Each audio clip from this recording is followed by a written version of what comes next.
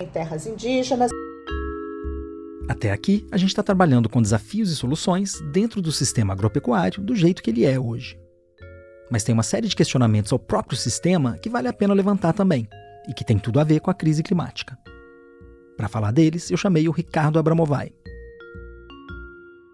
Nos últimos 10, 20 anos, vem se fortalecendo no interior das Nações Unidas e em várias organizações multilaterais o conceito de uma saúde só, One Health, que é a ideia de que você precisa sim fazer o vínculo entre agricultura, alimentação, saúde humana, saúde animal, biodiversidade e clima. O Ricardo tem formação em economia, ciência política e filosofia. Ele acaba de assumir na USP a cátedra Josué de Castro, voltada para a reflexão sobre sistemas alimentares. Ele é o autor de vários livros e lançou esse ano um que se chama Infraestrutura para o Desenvolvimento Sustentável da Amazônia. O Ricardo chamou atenção para um detalhe que eu achei interessante. Aqui no Brasil a gente usa essa expressão, o agro, é curioso. No Brasil a agricultura da mãe terra foi masculinizada, ela é o agro. Por exemplo, em francês não tem, você não fala l'agro, você fala l'agriculture. Nas línguas latinas, a agricultura continua sendo feminina. No Brasil, ela se masculinizou.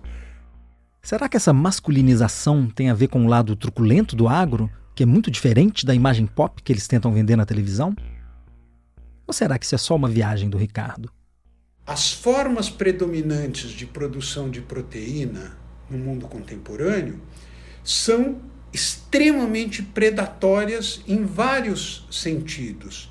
E o sentido mais importante é que, para viabilizar a criação animal e a oferta de carnes, sobretudo, cada vez mais carnes de pequenos animais, frangos e suínos, a baixo custo, as técnicas produtivas transformaram esses animais e homogeneizaram as raças, o que faz com que essas criações, como as raças são homogêneas, a possibilidade de propagação de vírus e bactérias é muito maior do que numa situação em que os animais estão espalhados e distribuídos em raças relativamente heterogêneas. Se é assim, então, por que não existem muitas pandemias derivadas? Porque essas criações recebem doses cavalares de antibióticos. 70% dos antibióticos que a humanidade produz destinam-se às criações animais. E sem esses antibióticos nós estaríamos numa situação totalmente caótica. Então esse é um perigo permanente, uma ameaça permanente à saúde pública. O Ricardo chamou atenção também para um aspecto importante da forma como a gente planta e cria bichos para matar e comer. É que isso está levando a uma paisagem monótona, numa escala global. São as mesmas poucas culturas e os mesmos poucos bichos espalhados por áreas imensas. O surgimento dessas paisagens homogêneas está ligado a inovações tecnológicas que permitiram ampliar muito a produção agrícola mundial. O barateamento da produção agrícola pela aplicação de tecnologias que nasceram nos anos 60, tecnologias essas que contribuíram muito para a redução da fome no mundo, é inegável isso, mas a contrapartida disso é que se criaram também condições extremamente homogêneas dessas plantações que só sobrevivem graças à aplicação massiva de produtos químicos nocivos ao meio ambiente e até à saúde humana. Então, nós estamos vivendo um momento super interessante e contraditório, porque as técnicas pelas quais a humanidade conseguiu reduzir drasticamente a fome no mundo, quando eu digo reduzir drasticamente, é drasticamente mesmo. 50 anos atrás, 60 anos atrás, você tinha entre 50% e 60% da humanidade que, com muita frequência, não ingeria a quantidade de calorias necessárias à sua sobrevivência. Hoje, esse montante é escandaloso, 820 milhões de pessoas, mas isso corresponde a menos de 10% da população mundial. Então, é uma conquista civilizatória de você reduzir a fome extraordinária. Mas as bases dessa conquista civilizatória estão se esgotando. E esse esgotamento é dramático. A origem disso é a Revolução Verde, ou seja, um conjunto de tecnologias que envolve não só fertilizantes nitrogenados e agrotóxicos, mas, sobretudo, sementes de alto potencial. Potencial quando fertilizadas por esses fertilizantes que são altamente dependentes de combustíveis fósseis, de amônia, e o que produz a amônia, para você tirar o nitrogênio da atmosfera e que isso resulte em amônia, você precisa de muito gás. E aí a gente está numa sinuca de bico. O jeito que a gente tem hoje de fazer comida para todo mundo tem consequências sérias para o clima do planeta. Será que a humanidade vai conseguir se emancipar de sua dependência com relação à amônia na produção alimentar? Uma tentativa de resposta a essa pergunta vem da agroecologia, que é um conjunto de tecnologias que dispensam o uso desses fertilizantes nitrogenados e das sementes que lhes são adaptadas e dos agrotóxicos.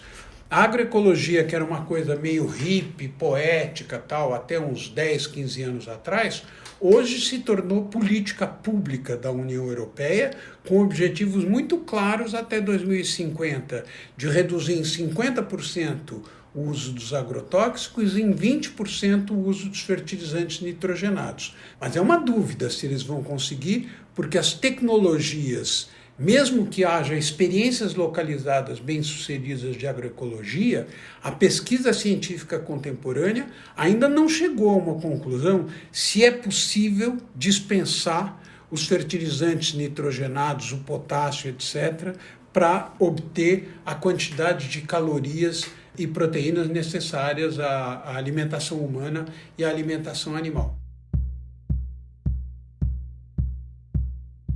O Sri Lanka é um país que recentemente tentou se livrar dos fertilizantes sintéticos. E deu bem ruim. O Sri Lanka é uma ilha no Oceano Índico que fica perto do sul da Índia. Lá vivem 22 milhões de pessoas. O presidente Gotabaya Rajapaksa se elegeu em 2019, pretendendo fazer a transição do país inteiro para a agricultura orgânica. Em princípio, era para ser uma transição ao longo de 10 anos, mas depois que tomou posse, ele quis precipitar o processo. No ano passado, ele proibiu a importação de centenas de produtos, incluindo fertilizantes e pesticidas sintéticos. Na prática, a medida forçou todos os produtores do país a adotar a agricultura orgânica. Mas junto com isso, não houve medidas para aumentar a produção dos fertilizantes e pesticidas orgânicos que os produtores passaram a precisar da noite para o dia. O resultado foi catastrófico. Só a produção de arroz, que é a base da alimentação local, caiu 30%. Pela primeira vez em décadas, o Sri Lanka teve que importar arroz. A produção de chá, que é o motor das exportações do país, caiu 18%. Com a falta de comida veio uma onda de fome, e a crise agrícola engrossou uma crise econômica e política que vinha crescendo, e que tinha também outros motivos. They called Saturday D-Day, when protesters say the president and his government would be forced to step down. Começou uma onda de protestos que culminou com a invasão da residência oficial do presidente. Na internet tem os vídeos. Dá pra ver a multidão nos jardins, uma galera na cama dele, a piscina lotada. Impressionante. O Rajapaksa fugiu para Singapura e renunciou por e-mail, e o Congresso elegeu um novo presidente. A intenção de migrar para a agricultura orgânica era boa, mas um conjunto de políticas públicas desastradas acabou provocando uma tragédia econômica e humanitária. Esse caso é um bom exemplo de como vai ser difícil abandonar o nosso modelo agrícola. E tem uma questão que é a seguinte: é possível alimentar a humanidade, os 8 bilhões de pessoas, com o horizonte, infelizmente, de chegar a 10, talvez 11 bilhões de pessoas até o final do século, renunciando às grandes extensões monótonas agrícolas? A resposta até agora é não, infelizmente. No que se refere à amônia, por enquanto, existem experiências tópicas. Por exemplo, é a Fazenda São Francisco que produz o açúcar native. É uma fazenda de 20 mil hectares de cana que exatamente por ela não usar nem fertilizantes químicos, nem agrotóxicos, ela tem a segunda maior reserva de grandes animais selvagens da região sudeste, só perde para um parque, tá certo? Agora, é uma experiência localizada. Isso vai conseguir se massificar? Nós vamos conseguir alimentar a humanidade com base nessas técnicas? Não dá ainda para dizer. Acho que é um tema de pesquisa importante que a gente tem pela frente. Mesmo com o sistema que está aí, tem muita coisa que a gente pode fazer para tornar a agropecuária mais responsável com o meio ambiente. O Brasil tem uma vantagem sobre países que dispõem de menos sol e de menos território, que é a vantagem de uma pecuária que pode ser realmente neutra em emissões de carbono. É muito importante que haja um rastreamento desses processos produtivos para que essa neutralidade em carbono da carne possa ser expressa nos mercados por onde a carne vai passar. Isso significa, provavelmente, que essa carne vai ser encarecida, tá certo? Então, o primeiro lugar dessa conversão é uma pecuária limpa, é uma pecuária guiada pela ideia de regeneração, tanto da biodiversidade por meio de pastagens ricas, como da captação de carbono. E tem que regenerar também, claro, as áreas que foram desmatadas e que hoje estão abandonadas. O Brasil hoje tem uma parcela, são 60, 70 milhões de hectares, é uma França mais uma Itália, de áreas desmatadas que têm que ser regeneradas e que podem ser regeneradas sem nenhum prejuízo econômico, tá certo? É uma forma de você lutar contra a crise climática que só tem ganho, só tem perda para os criminosos, mas para a sociedade só tem ganho. Acabou de sair um artigo estimando em 2.500.000 empregos que podem ser criados com recomposição florestal. O mundo está interessado nisso, é possível financiar isso, só que você precisa ter comando e controle. E tem também as pastagens improdutivas. Na Amazônia tem muita fazenda com uma cabeça de gado ou menos por hectare. É pouco boi para muita terra. A Nathalie Unterstel chamou a atenção para isso.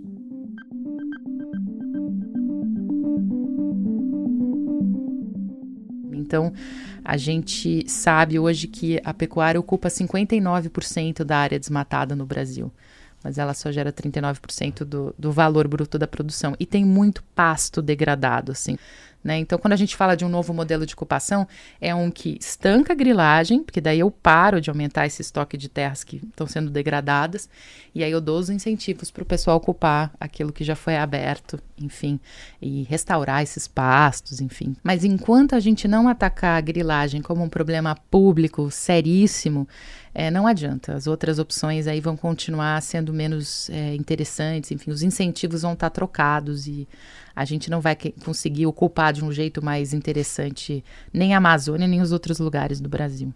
Uhum. E que tipo de propostas, Nathalie, você acha que a gente devia cobrar dos candidatos que estejam comprometidos com um agronegócio sustentável? Bom, primeiro, redução radical do desmatamento, né? Segundo, conseguir criar uma política, um sistema nacional de rastreabilidade dessas cadeias produtivas. Tem que provar que as nossas cadeias não estão contaminadas e a gente tem que mostrar lá fora que a gente está cuidando disso, que a gente está caminhando nesse sentido. Terceiro, combate implacável à grilagem de terras públicas. E, por último, eu acho que são propostas que mostrem, enfim, que caminham na direção que o Brasil não vai mais oferecer crédito rural insustentável. Porque é um dinheiro muito caro, né? É um dinheiro que sai do nosso bolso, dos contribuintes, o subsídio público mesmo. Nathalie, e os programas dos candidatos a presidente têm propostas para o agro que são adequadas para os tempos de emergência climática? Todos os programas falam do agronegócio sustentável e querem, na verdade, acenar para que, enfim, esse segmento, né, que é tão poderoso no legislativo, vale dizer, que ele possa caminhar e mais perto da sustentabilidade, mais longe da grilagem, né? Mas eles não são explícitos, não há uma conexão com um mundo mais quente, de clima mais instável para essa turma, não tem nenhuma proposta objetiva. E o que eu acho que é muito relevante é a gente perceber como isso está entrando nos debates, nas falas dos presidenciáveis, nas sabatinas, enfim, nas conversas entre eles. Até agora o que a gente percebeu, Bernardo, é que se pinta o agro de verde mesmo, né, como se todo ele fosse assim, e aí se deixa uma margem ali, uns marginais, literalmente, que seriam aqueles que estão vivendo, né, que estão se valendo da grilagem, que é um ponto bastante importante. Eu acho que tem sim gente batalhando para estar na vanguarda, mas os presidenciáveis nesse momento não estão pensando muito em que agro eles querem para o Brasil, e sim em ter o agro perto, sustentando, né, apoiando as suas campanhas. Acho que esse é o ponto. Nesse episódio eu queria discutir também como e por que a gente devia pensar mais no clima quando vai comer e nas escolhas que a gente faz nessa hora. Nathalie, que papel você enxerga para a ação individual quando a gente fala em comer num mundo mais quente? Nesse relatório do IPCC, que foi lançado em 2022, Bernardo, ele coloca a ação individual como algo poderosíssimo. Porque quando a gente muda os nossos hábitos, não só em relação à alimentação, né, também em relação ao transporte, cada indivíduo tem o potencial de gerar uma reação em cadeia. Então, por exemplo, se eu passo a comer mais verduras e legumes produzidos perto de mim, né, e reduzo o consumo de outros alimentos que são muito mais densos aí em conteúdo de carbono, ou que vêm de muito longe, né, tudo isso pode gerar um efeito em cadeia. O meu vizinho pode falar, puxa, se ela está fazendo isso, eu também posso fazer. E nisso a gente cria um movimento, né? E com isso você pode ter um impacto enorme. É claro que a gente tem que sempre lembrar que uma andorinha sozinha não faz verão, que não adianta o Bernardo se tornar o ambientalista perfeito, que não come mais carne, que não consome mais água engarrafada, enfim. Se você fizer tudo aquilo que dizem que é de baixo carbono, ainda assim a crise climática não vai ser resolvida. A gente precisa de muitas pessoas fazendo muitas coisas, né? Mas o importante é lembrar que esse efeito existe e que, portanto, se a gente puder buscar e até incentivar por meio de políticas públicas esses comportamentos mais interessantes, a gente vai ter, sim, um impacto positivo. E aí, falando de comer, né? É muito polêmico no Brasil e tem sido alvo aí de polarização, inclusive política, a questão do consumo de proteína animal, né? Que, em geral, a gente fala de carne de boi, enfim, mas vai muito além, né? O nosso consumo de camarão, por exemplo, essa é uma indústria que hoje produz de um jeito que também tem muita emissão, aliás, às vezes até mais que carne, vale lembrar, e o próprio consumo de peixe. Então, toda a nossa relação com a proteína, né? Ela hoje está em xeque. Passou da hora da gente ter essa conversa sobre comer menos carne nos tempos da crise climática. Por todos esses motivos que a gente discutiu. Pelas emissões de metano, pelo desmatamento, mas também por toda a água que é consumida no processo. Sem falar nas condições de criação dos animais, que o Ricardo Abramovay mencionou mais cedo. A ideia de que você tem que reduzir bastante o consumo de carne é uma ideia que já chegou nas organizações multilaterais de desenvolvimento.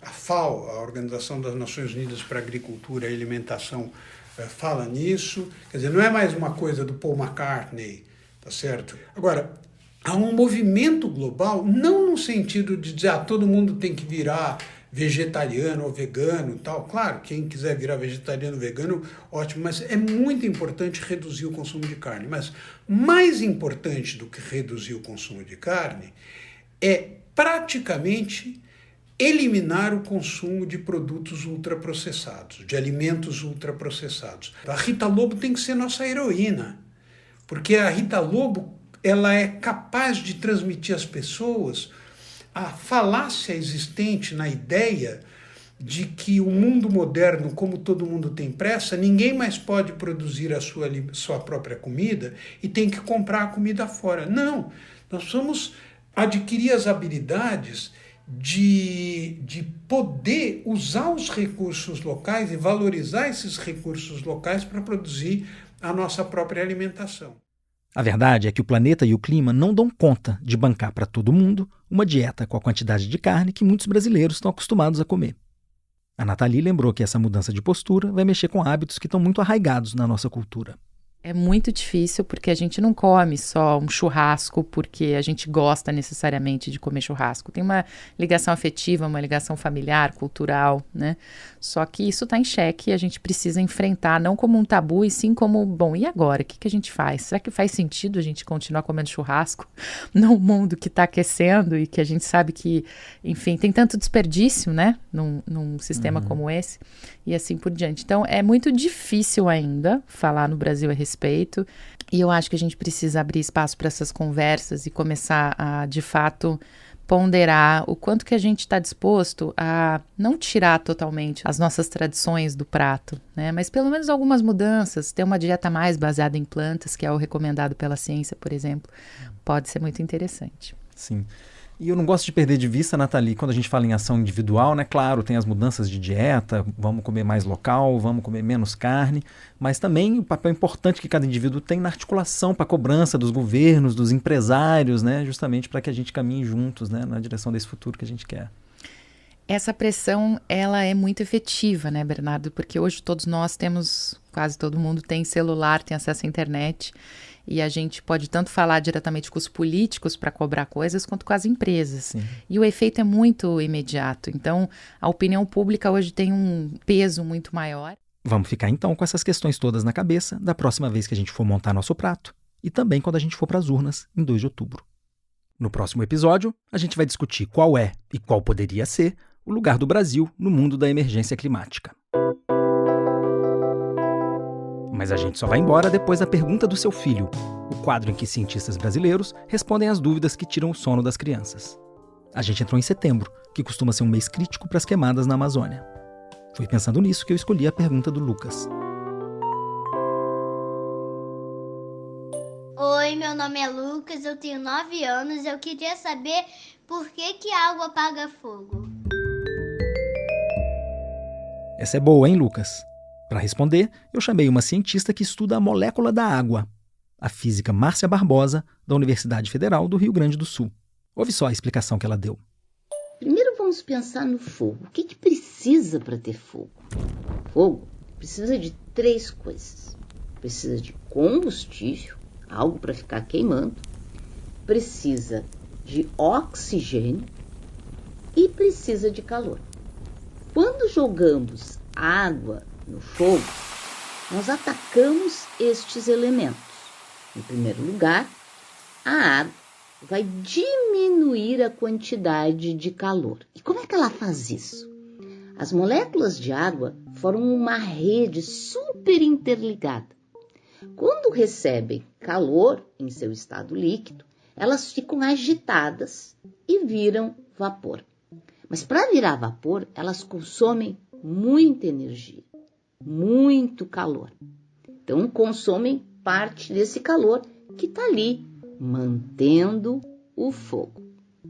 Uma segunda coisa que a água faz é que ela também, quando vira vapor, fica em volta do fogo sob a forma de vapor, competindo com o oxigênio. Ela vai empurrando as moléculas de oxigênio para longe do fogo e, com isso, atrapalha o fogo de existir, porque ele precisa, como eu disse, de oxigênio. E um terceiro efeito que a água faz é atacar o combustível. Como é que ela faz isso? Molhando o combustível, por exemplo, se for madeira, se for carvão. Mas cuidado, nem sempre é bom utilizar água para eliminar o fogo, porque às vezes, dependendo do combustível, a água pode espalhar mais esse combustível, distribuindo o fogo por um espaço maior, como acontece, por exemplo, em laboratórios químicos, e a água pode igualmente reagir com este combustível, fazendo com que tenha mais fogo. Por essa razão, que quando tiver um incêndio, usem, de preferência, extintores de incêndio, cuja função é atacar o acesso ao oxigênio e, com isso, eliminar o fogo. Espero tenha te ajudado, Lucas. Lucas, bem esclarecedora a resposta da Márcia, né? A pergunta do Lucas chegou por e-mail. Você não quer mandar também a dúvida do futuro cientista ou da futura cientista que mora com você?